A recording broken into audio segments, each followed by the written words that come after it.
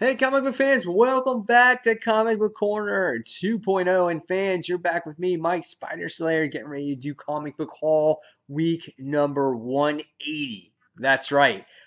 If you guys did not realize, my numbering was off since like 175, and I wound up backtracking to 169 and things like that. So when I was going through my videos, I'm like, whoa, I'm totally off. I shouldn't be this far away from, you know, uh, Haul 200, but officially now I'm only 20 episodes away from Comic Book Haul number 200, and it'll be an exciting time, and I can't wait. But for now, we're on 180. That is definite.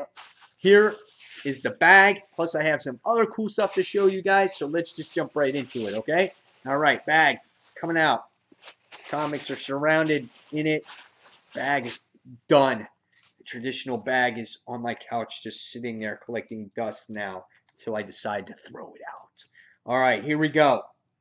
First book I'm highly anticipating to read, and I can't wait, guys, because my tennis schedule will be lightening up now going into the fall a little bit. So I'll be starting to get back on a more regular routine and getting more reviews done and things like that. So I'm really excited. And the first book I'm reading this week is The Walking Dead, issue number 145. In issue number 144, we got to see Michonne and her lover, which was, what's his name? I can't think of his name off the top of my head, but he was killed, and a lot of the other people were killed in Rick's group based off of the Whispers there. They were used as border patrol, basically, and you're just like, oh my god! And it was like jaw dropping. Ezekiel is the guy's name. Can't wait to read this. Have no idea what's going to happen. What is Rick in the group? How are they going to handle the Whispers? I don't know. We'll see. This is The Walking Dead issue number 145, Blood for Blood. All right. Next, we have a Secret Wars title, comical book. If you're interested in Deadpool right now, and Deadpool obviously is all the craze, being that we just saw the trailer. Well, we got Mrs. Deadpool and the Howling Commandos. She continues her adventure on getting the secret weapon and betraying Dracula. She's teaming up with the Commandos here. The book is funny. It's got great art. Deadpool's like a ghost. He's narrating the story. Really funny stuff. This is Mrs. Deadpool, issue number 3. All right. Next, we have a book where the last issue took a downward spiral for me a little bit because it really had Hercules going against. He had like drinking contests against like Namor or whatever it was over. I guess it was it Thor or whatever it was some woman, whatever it was. It was lame. It kind of just like dragged the story out. I felt it was a lot of filler, and I just didn't like the last issue. So hopefully Secret Wars 2099 issue number 4 is a lot better, because I really want to know about Captain America here. I want to know more about these characters, and I really feel that this is a series that can go forward after when Secret Wars is all done and over with. So this is Secret Wars 2099 issue number 4. All right, next is a really great book, and I love everything about this book.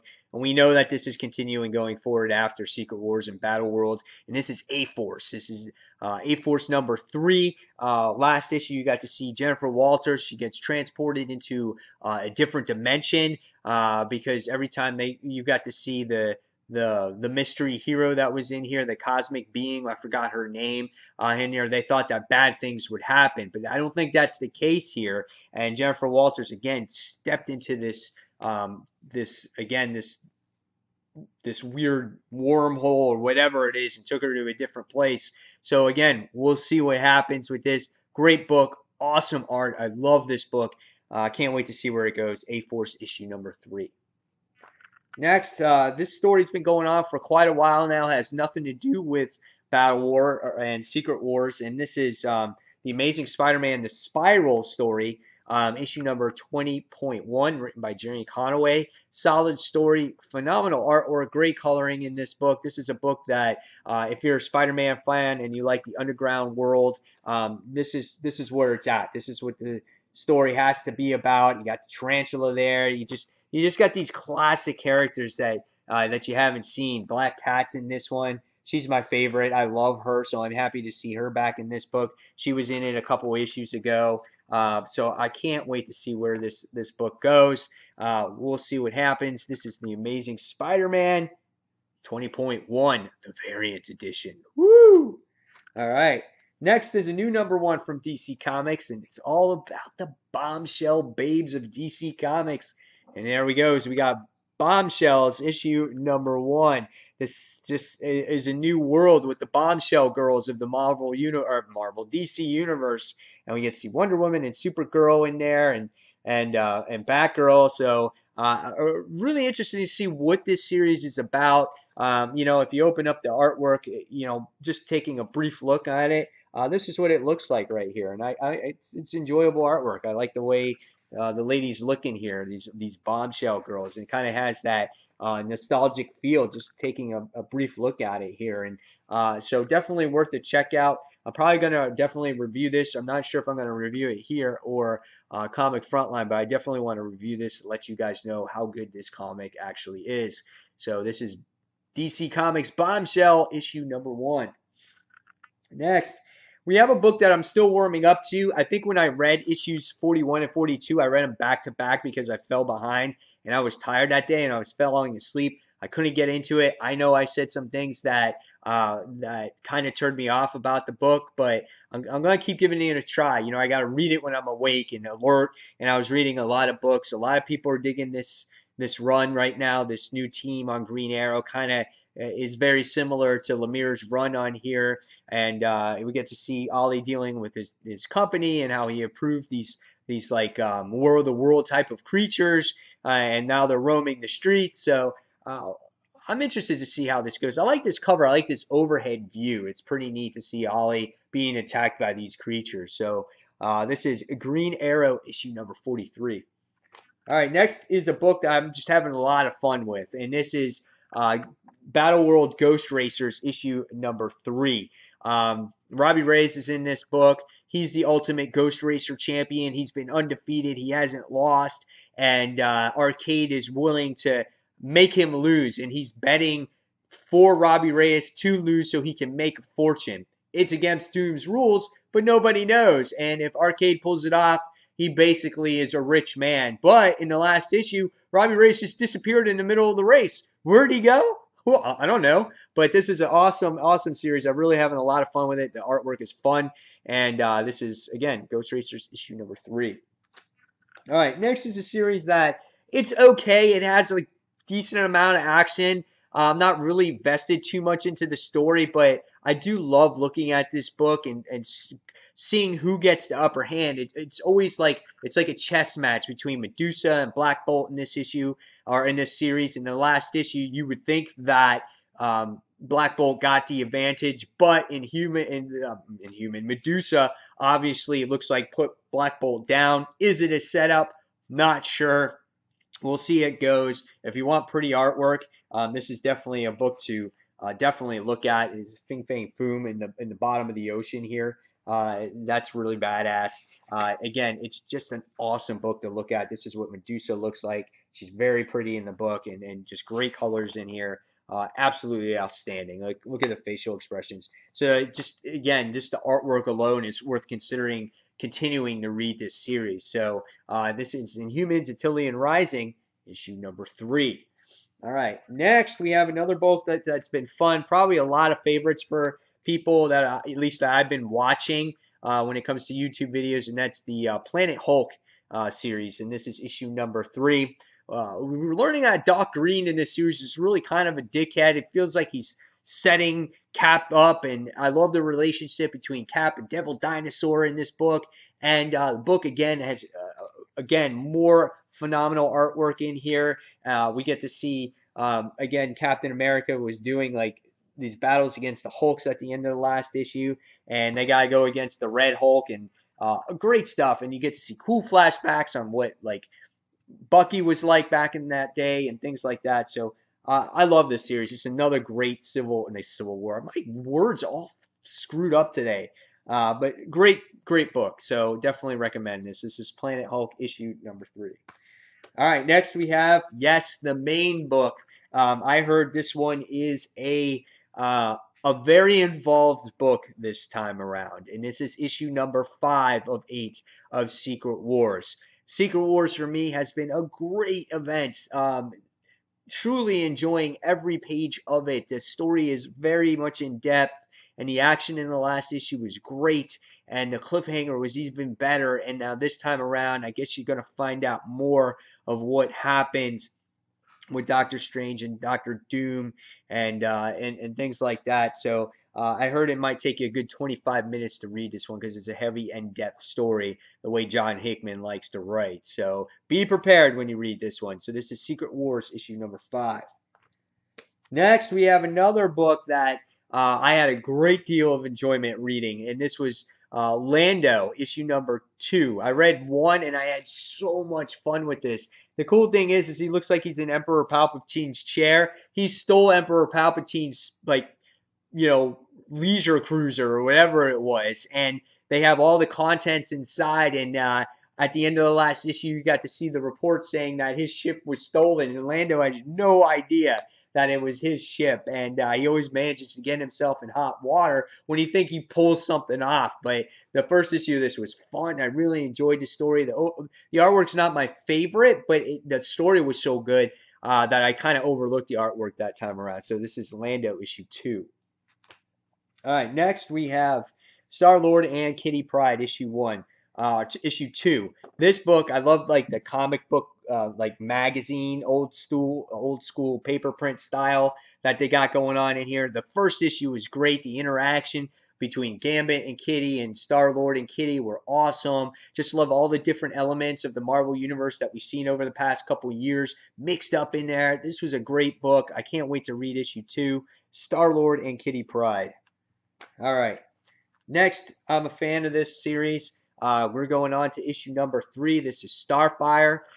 We get to see Starfire deal with a tropical storm in the last issue. We got to see the birth of this new like demon that she's going to have to take place or do battle against. And you get to see her trying to fit in the Florida Keys, which is definitely a different type of style of living. But if there's anybody that can live there, it's her. And I really love this book, and I love the artwork that's inside. I think Jimmy Palmiotti is doing a nice job in here. And I think this is a book that, if you want to get to learn Starfire and kind of learn how she is right now, this is a book to jump on. So definitely a fun read. All right, next we have Years of Future Past.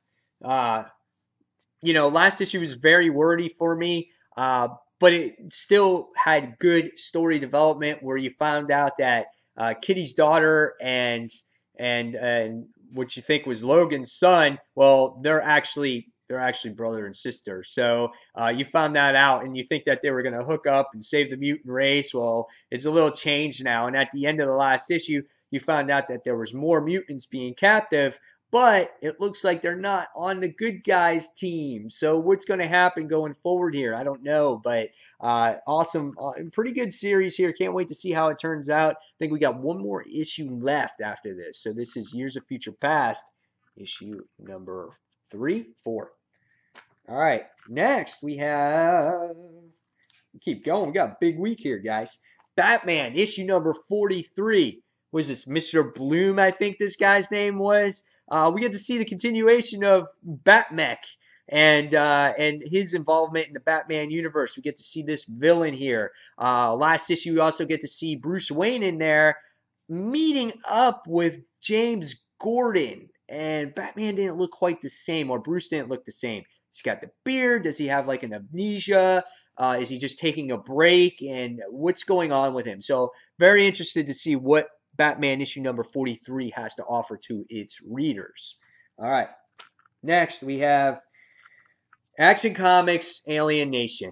The more and more I'm reading this Superman and where they're going with certain things with him, I'm getting more and more turned off. I like the thing of Superman being more relatable character, that he doesn't have his powers, but how he's lost his powers. I'm not a fan of where he went in actually the Superman issue. The setting was horrible. Just everything about it was bad, and it's just like I'm afraid to almost read this and see, what direction they're continuing to go with Superman here. So I don't know. We'll read it. This is Action Comics Alien Nation issue number 43. All right. Next, we get a book from another book, and this is the variant cover to Secret Wars, and this is the Falcon variant, action figure variant. The guy's so detailed. Yeah, if you look there, he's got chest hair. That's pretty messed up. Can you imagine having a real toy that's Falcon Marvel character? He's got the vest here and he's popping out chest hair. Can you imagine playing with that? Hey, mommy, look, I got Falcon. Check out his chest hair. That's pretty weird stuff, isn't it? So, anyway, this is Falcon and this is Secret Shield, the Secret Wars variant. So, all right, next we got a book from last week. I didn't see it on my shelves at the comic book store, but I had to get it. Miss Marvel, issue number 17. This is where she meets up with her idol, Captain Marvel. So definitely excited to read that, seeing where that goes. And yeah, great stuff. I love Miss Marvel. And next we have another book that I picked up, which was I forgot what issue this was. Oh, Deadpool's Secret Wars. I didn't get this variant edition one, this action figure variant. Totally forgot about it. And they had it back in the store again, so I decided to pick it up because I didn't get this one. And with Deadpool being so popular right now, you don't know anything that has Deadpool on it right now. Might be worth some money in the future, but this is the action figure variant. Definitely excited to get that one. That will also be added in the collection in the back of the other freaking variant covers that I have when it comes to the Secret Wars.